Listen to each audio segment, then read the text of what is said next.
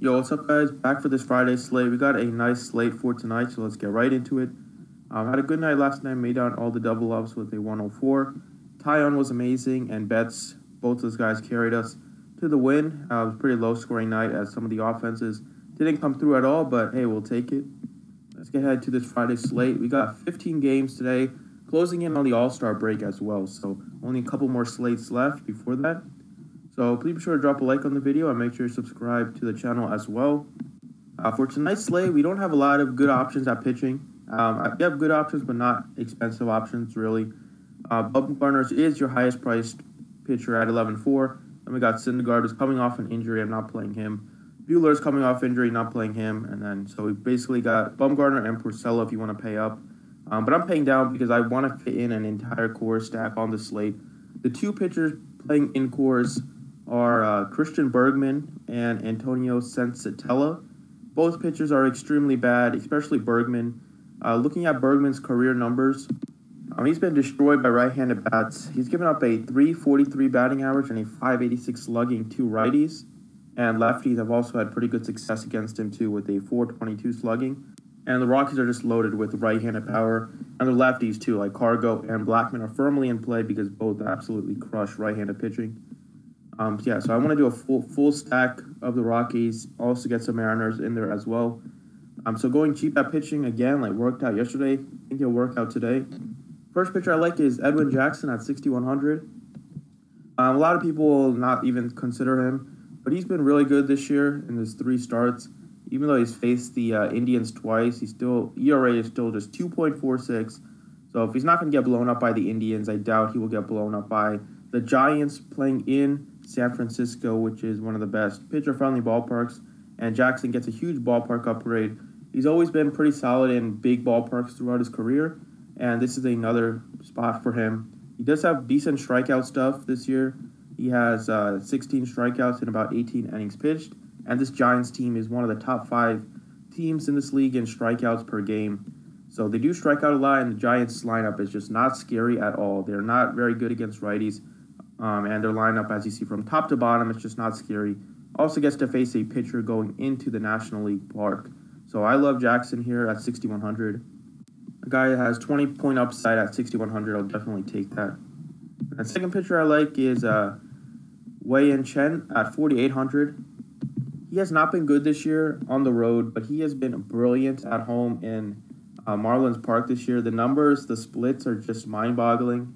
In 7 starts at home, he has a 1.89 ERA. WHIP is just 1.08, and he's just been brilliant at home this year in Marlins Park.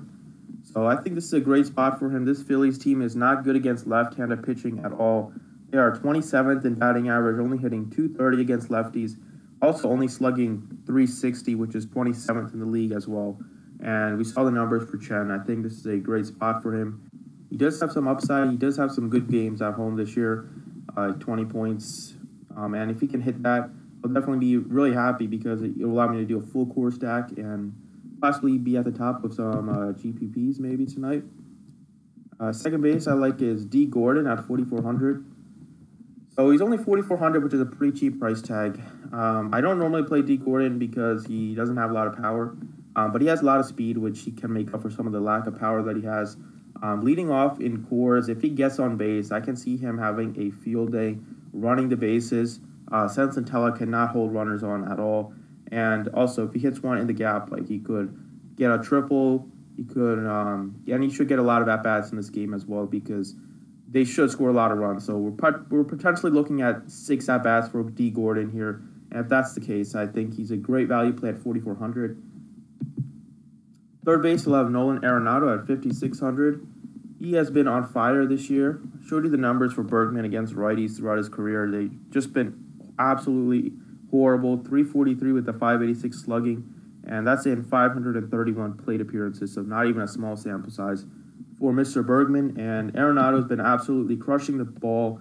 At home, he's brilliant with a 373 average and a 714 slugging. And his last 10, as you see the numbers, they just speak for themselves. So much power for Arenado, and I think the Rockies can break the slate. We saw it a couple days ago. So I want to get all the Rockies exposure I can get. In the outfield, I like Blackman at 5,500. Blackman's been red hot this year. His batting average is steadily rising. I mentioned that, at 275 the other day, that was a lot lower than his career average, but he is definitely picking it up. He didn't get any hits in his last game, but that was against a lefty. But now he gets to face a righty here. It's a great spot for him at home where he's starting to heat up. Starting to hit the ball extremely well. 359 with a 692 slugging in his last 10 games. And he absolutely crushes the ball in Coors historically with a 343 average. This season, after a slow start at home in Coors, he's picked it up with a 317 now in 40 games. And this is a great spot for the Rockies. They should easily be over 6 runs implied for the day. And I think they're going to go off today against Bergman. And last but not least, I'll have Nelson Cruz at 5,200.